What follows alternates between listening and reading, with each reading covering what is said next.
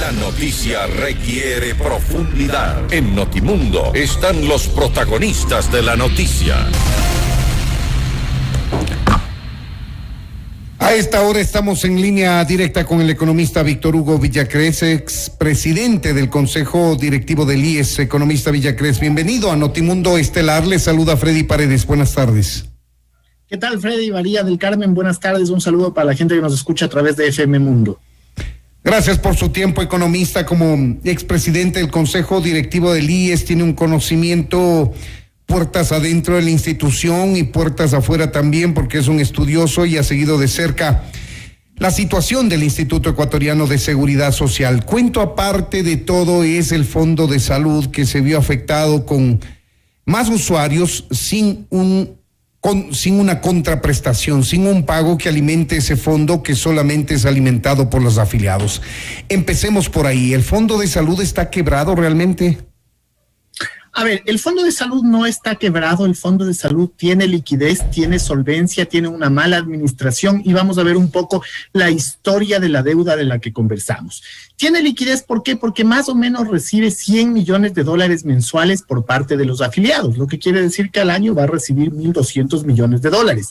Tiene solvencia porque el DIES administra 20.000 millones de dólares. Para que ustedes tengan una idea, toda la banca privada del sistema financiero nacional administra 32.000 millones. Entonces, 2/3 de lo que administra la banca privada administra solo el banco del IES. Ahora, ¿por qué está mal manejado? Financieramente, porque no se han hecho algunos cobros que debían hacerse con antelación. Fíjese, en 1998 se ordena redactar una nueva ley de seguridad social, se nombra una comisión interventora. En aquel entonces descubren justamente lo que usted mencionaba al inicio, el hecho de que el seguro de salud es de prima y siniestro, es decir, todos los que pagan una prima tienen derecho a una cobertura por la siniestralidad. Bueno, descubren esto, pero verifican que los jubilados no estaban pagando una prima. Y entonces, debido a que salíamos del congelamiento bancario y todo el tema lamentable del 2001, redactan el artículo 10, que reza textualmente.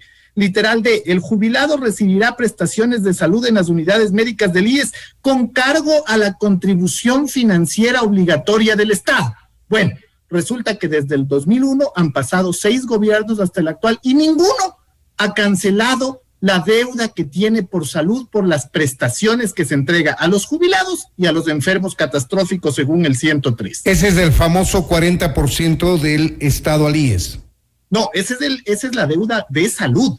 La deuda por el 40% viene de 1940, precisa y coincidencialmente, cuando Carlos Arroyo del Río descubre que el IES está quebrado y entonces junta un grupo de actuarios y ese grupo de actuarios deciden que hay que aportar 4 de cada 10 dólares de pensiones para que sobreviva la seguridad social. Ese es un segundo, entonces ahí nace un primer subsidio.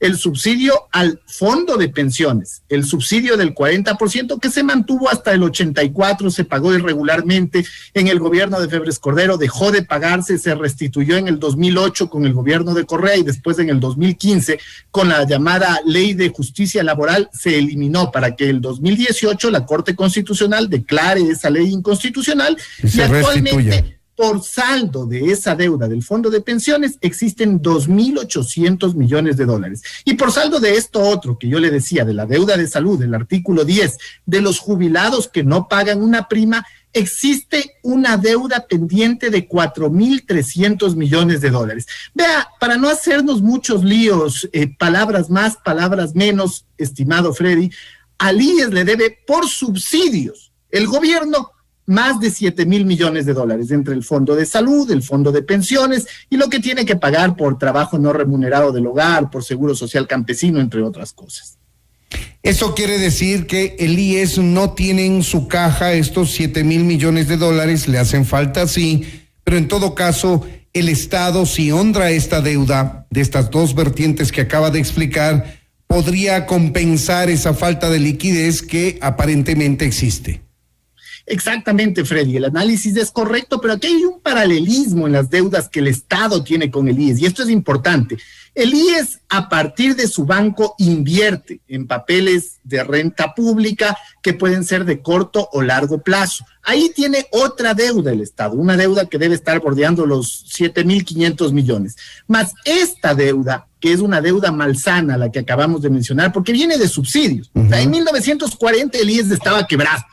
Y en aquel entonces Arroyo del Río dijo, hay que poner un subsidio, y pusieron un primer subsidio. Siempre depender de terceros va a ser complejo. Y en el 2001, la Ley de Seguridad Social rezó que la única manera de financiar a los jubilados sería a través de otro subsidio. Entonces, esos dos subsidios suman otros 7.500. En realidad, toda la deuda del Estado con el IES es más o menos 15, 16 mil millones. La mitad de esa deuda la viene honrando porque son inversiones que hace el IES. Y la otra mitad son subsidios que se han pagado tarde, mal o nunca. Entonces aquí es necesario una reforma estructural a la Ley de Seguridad Social y plantear, en efecto, ¿el Estado se va a hacer cargo de seguir pagando 4 de cada 10 dólares de pensiones? Ese es un análisis fuerte que hay que hacerlo, sobre todo tomando en cuenta que el IES beneficia a los que hemos tenido capacidad de ahorro, actualmente alrededor de unos 500,000 jubilados, pero hay más de 2 millones de personas mayores de 60 años, pues. Lo que quiere decir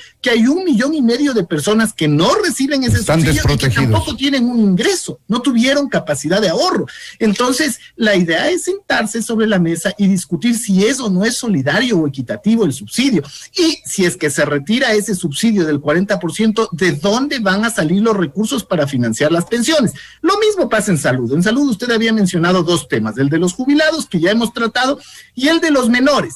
Desde 1950 se atienden los menores de 1 año. Eso ha sido una tradición en el IES y nunca pagaron una prima. Inclusive, cuando terminados los 12 meses seguían con una enfermedad congénita, se extendía la atención. Bueno, resulta que el 2009 se amplió esa atención hasta los menores de 6 años. Y el 2011 se amplió hasta los menores de 18 años. Entonces, evidentemente lo que usted decía al inicio, existen 2.400.000 aportantes al seguro de salud, es decir, aquellos que cotizan con una prima. Y existen más de 7 millones de beneficiarios. Lo que dice César Rodríguez, evidentemente, es, a ver, necesitamos más liquidez. Y esa liquidez tiene que venir de la deuda que tiene el Estado. Fíjese, esta deuda es histórica, pero ya el gobierno actual, el gobierno de Guillermo Lasso, tiene una deuda, la del mes de junio. En junio ya se prestó atenciones a los jubilados. Y esa deuda no se ha pagado en junio de este año. Y esa deuda más o menos debe ascender a unos 30 o 40 millones. Y ahora en julio, en lo que estamos viviendo, también se están prestando atenciones. Entonces, por lo menos hay que pagar ese gasto corriente. Ahora, tenemos problemas de ineficiencia también. O sea, no se puede descartar que con un buen manejo, adecuado manejo profesional, optimizando recursos, etcétera, eventualmente el IES, que presta diferentes servicios, el de salud fundamentalmente, que como no tiene fines de lucro, podría abarcar y dar esta solidaridad, porque es solidario el IES, por solidaridad abarcar la atención médica en lugar de tener ingresos por la prestación de salud. Capaz que sería posible hacerlo, pero la ineficiencia lo impide también, economista, eso hay que puntualizarlo.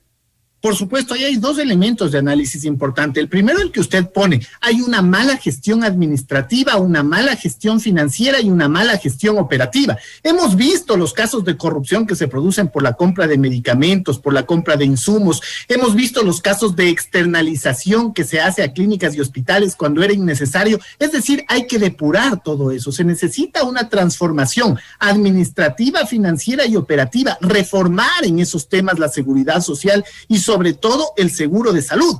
De otro lado, hay que considerar que el seguro de salud ya es solidario, porque a diferencia de los seguros privados, el IES le cubre primero toda preexistencia. Eso no va a encontrar en ningún seguro. El IES le cubre preexistencias. La segunda es ilimitado en términos de enfermedades. De hecho, yo conozco casos precisos en los que se ha llegado a gastar 3, 4 millones de dólares en un solo paciente y ha tenido la cobertura. Además, tiene este concepto de progresividad, es decir, el que menos tiene aporta menos, el que gana el salario básico aporta menos y el que gana más aporta más. Entonces, tiene los conceptos de solidaridad, pero hay un precepto fundamental en los seguros de salud, que hay que pagar una prima para recibir atención por un siniestro.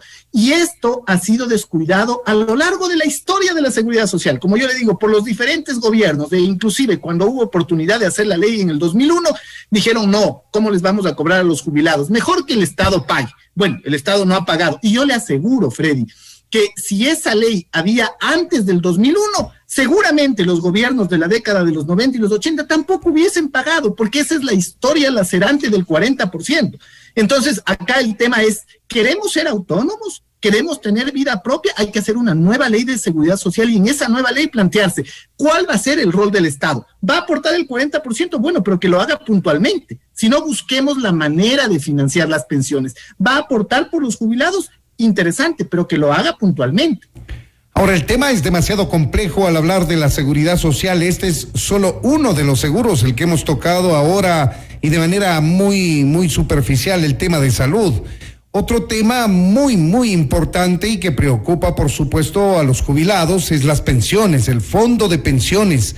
¿Cómo está ese fondo de pensiones tomando en cuenta que cada vez hay menos cotizantes en el país?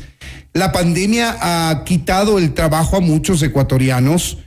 Hay mora patronal, además, por efectos de la recesión económica generada por el COVID. ¿Cómo está ese fondo de pensiones, economista Villacrés?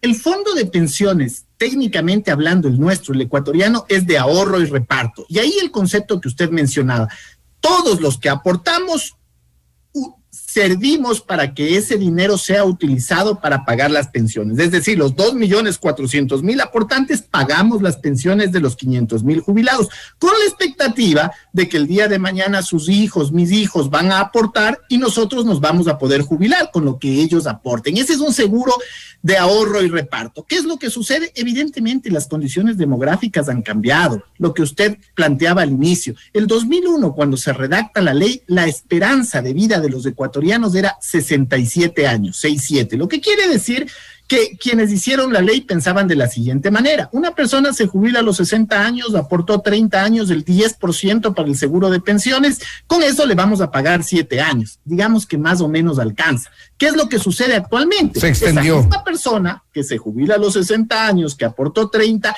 tiene una expectativa de vida de 78 años, es decir, hay que pagarle 18 años de pensión.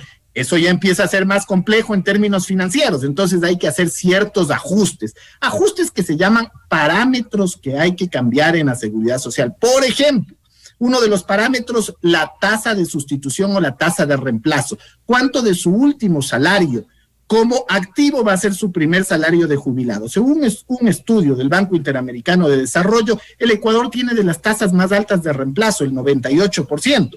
Y esto tiene que ver con el hecho de que solo se consideran las 60 mejores imposiciones para el cálculo de una pensión. Bueno, hay que pensar en lo que hace Colombia. Colombia considera las 120 mejores imposiciones y en general a nivel de Sudamérica se está hablando de entre las 120 y las 180 mejores imposiciones. Entonces hay que reformar ese parámetro. Seguramente en la nueva ley de seguridad social hay que mantener todos los derechos adquiridos por los jubilados intocables. Hay que hacer un régimen de transición para quienes están entre 50 y 60 años. Ellos seguramente van a tener que acogerse a la actual ley de seguridad social, pero nosotros que estamos por debajo de esa edad vamos a tener que acogernos a una nueva ley de seguridad social y ahí probablemente se van a modificar, por ejemplo, los años de jubilación o la edad para jubilarse. Son parámetros que hay que pensarlos porque nadie quiere tocar estos temas, les parece políticamente incorrectos, pero hay que decirlo. Pero es responsable hacerlo, tocarlos es responsable porque está hablando del futuro de las personas.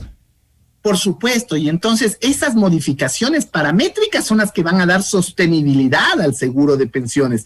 Esas modificaciones en cuanto a años de aporte, años de jubilación, tasa promedio, tasa de reemplazo, características demográficas, eso va a modificar todo el sistema. Evidentemente, el menoscabo del 40% en los 3 años que dejó de pagarse entre el 2015 y el 2018 tuvo una afectación en la reserva de la seguridad social, la reserva del fondo de pensiones, que debería estar ahora en unos 14 mil millones de dólares y solamente tiene alrededor de 2.500, 3.000 millones. Sí, eso es importante tenerlo en cuenta, pero también hay que tener en cuenta lo que mencionamos hace un momento, ese es un subsidio. Un subsidio que se originó mal con Arroyo del Río en la década de los 40, porque ahora, volviendo en la historia, uno podría decir, en la década de los 40 lo que debió hacerse es generar un mayor aporte del empleador y un mayor aporte del empleado, y de esa manera evitar este subsidio que termina siendo pernicioso, porque ese paralelismo entre el Estado y el IES no le hace bien a la institución. La institución termina dependiendo de las dádivas o de la generosidad del Estado, y como vemos, el Estado ha sido muy mal pagador en términos de subsidios. Esos 7.500 millones, les repito, se han pagado tarde, mal o nunca. Es decir, han habido una serie de largas de todos los gobiernos. Ninguno se salva. Usted me puede mencionar cualquier gobierno. José María Velasco Ibarra creó el Seguro Social Campesino y con eso amplió después Rodrigo Borja a todos los campesinos. Entonces, cada gobierno ha puesto su granito de arena para provocar problemas en la seguridad social. ¿Hacia dónde debemos caminar? Hacia un nuevo esquema, una nueva ley de seguridad social y sobre todo, Freddy, un acuerdo entre todos. Esto no es ni de izquierda, ni de derecha, ni de centro, ni de empleados, ni de empleadores. Esto es de todo el sistema. Todos debemos unirnos en algo parecido a lo que ocurrió en España a finales del siglo anterior, el Pacto de Toledo. Todos se pusieron de acuerdo y nadie modifica la seguridad social en los próximos 50 años y pasa a ser técnicamente administrado. Así se podrá combatir todos estos temas financieros, pero también lo que usted hablaba, las ineficiencias administrativas. Un tema fundamental que siempre tiene que estar en debate y buscar acuerdos para que de una buena vez se realicen reformas estructurales que garanticen la sustentabilidad del sistema y, por supuesto, las pensiones a los jubilados, la salud a los afiliados y todos los fondos que forman parte de la seguridad social. Queremos agradecer al economista Víctor Hugo Villacrés, expresidente del Consejo Directivo del IES. Muchas gracias por habernos atendido, economista.